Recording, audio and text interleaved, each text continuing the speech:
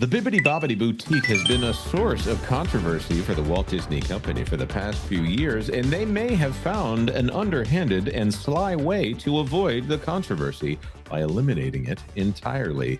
Let's talk about that on That Park Place.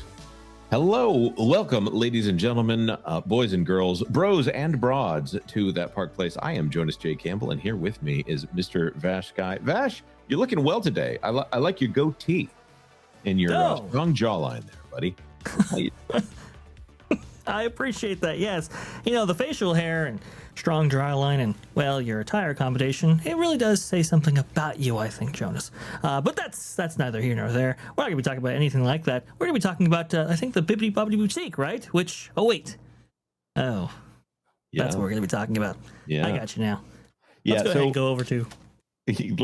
Let's do it. Let's go ahead and go over to Walt Disney World News today with the story and the update. Bibbidi Bobbidi Boutique cast members get new costumes. This is by Shin and Ace, October 8th, 2025. Bibbidi Bobbidi Boutique cast members at Magic Kingdom have new costumes coinciding with an overhaul of the makeover experiences packages and the introduction of a fairy godmother meet and greet. And you can see kind of right there, it's self-explanatory. Jonas, I see some things maybe changed, missing. Your thoughts, please. Yeah, we see who wears the pants over there at the Bibbidi Bobbidi Boutique, and it appears to be the fairy godmothers in training, or the fairy godmothers apprentices, I think, that they're also calling them now, all removing gendered language altogether. This is one of the few instances where I actually think it works in Disney's benefit to remove the acknowledgement of gender from either one of their roles there at the Bibbidi Bobbidi Boutique. Yeah, that's a fair point right there. I look at this and I go, this is definitely a response to, as you alluded to in the intro, some of the criticisms that they have been receiving regarding this particular location.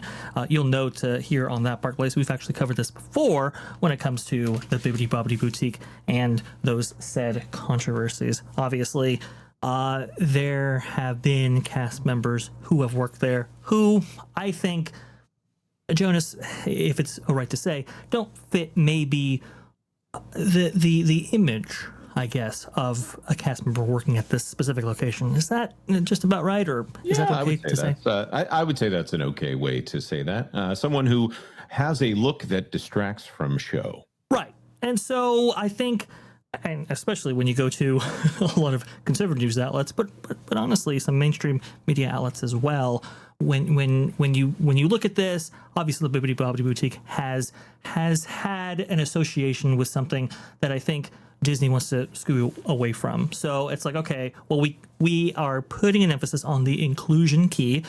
We are having, roles be embodied by either male or female presenting figures. So it's like, okay, we can't really necessarily fire those cast members for who they are. Let's go ahead and just go with a costume change and then alleviate ourselves from that controversy. I think that was the kind of the mindset of the Walt Disney Company at this point. And I do wonder, we'll get into this in just a moment, Jonas, but I do wonder if going forward, they examine costumes all around their Disney parks and properties to alleviate any potential issues in the future.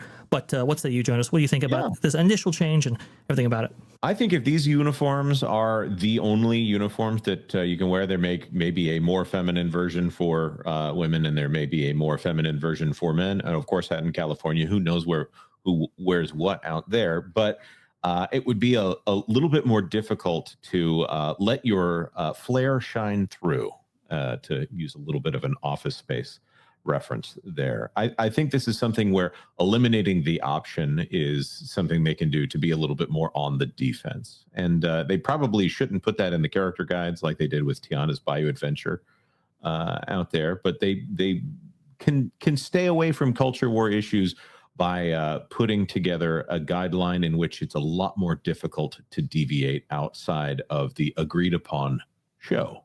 Again, when you are on stage at a Disney park, which is what they refer to when you are performing as a cast member, just doing your job out and about. That's why you can say things that wouldn't be true if you weren't on stage. You're saying things to preserve the magic. And really, that's the most important thing when it goes here. You don't get into the area of making, I don't know, political statements or making parents wonder where you're going to go with any of the comments you might make while you are working with their children on this very premium product that they're offering. When I think about the updates to the Disney look in 2021, that was, I think, one of the first instances, really, that I could remember that Disney placed individuality. And I don't know, these attributes that could run counter to the show above the show. And I'm not talking about anything regarding gender, really. I'm talking about like tattoos, for example, or facial hair, or a lot of these other things that the Disney company historically had kind of clamped down on pretty hard. In fact, I remember cast members being feeling like they were mistreated when compared to maybe their counterparts in Team Disney Anaheim or Team Disney Orlando, and they would see them and it's like, wait a minute, you are wearing or have your hair in certain ways that we can't do here on stage and so forth. So that was a very contentious issue for a while.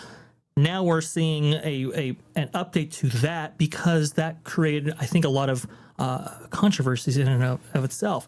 For the first time now, you could have male or female presenting cast members choose either female or male costumes and wear them freely.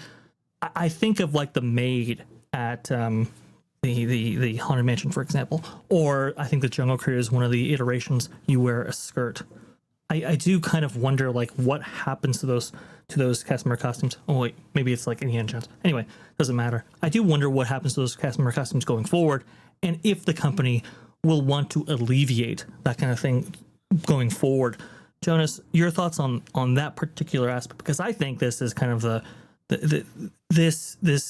this is the solution I think they want to implement for all costumes going forward. Yeah, I think this is something that, as we've often said, when Disney enters into these kind of culture war spaces here, by allowing for things like this, they end up in a sticky spot where they need to have a product that has appeal internationally, and or let's say it also might need to appeal to Christian conservatives, which make up a portion of the United States, which should not be ignored. That's a market that Disney has struggled with in a way that they haven't in the past. The analogy that I've thought of is if you had a cast member that was wearing a giant like Pantera pin or an Alice Cooper hat on top of their uniform, or let's say it's a political statement that is very hard edged of the political leaning you are opposite. Let's say it's a Make America Great Again hat and you're a liberal, or let's say it's a Planned Parenthood hat and you're a Christian conservative.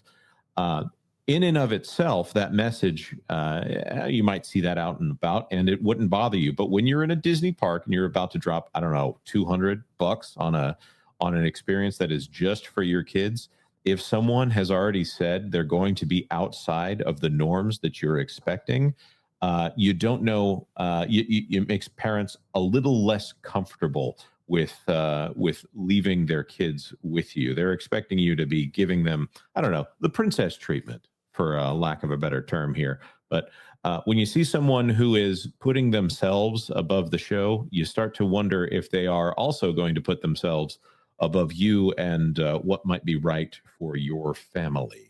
So I think this is something where Disney was sending a message. They wanted to, generally speaking, send a message of inclusion, but unfortunately, what they actually did was the opposite. They said that people who were not accepting of this, they're actually going to exclude all of those people. Yeah, that's a fair point, and that's, man, it's really interesting to think about the complications surrounding this change that all goes all the way back to 2021 and the reverberations that it has in its wake. I also think about like Story, for instance.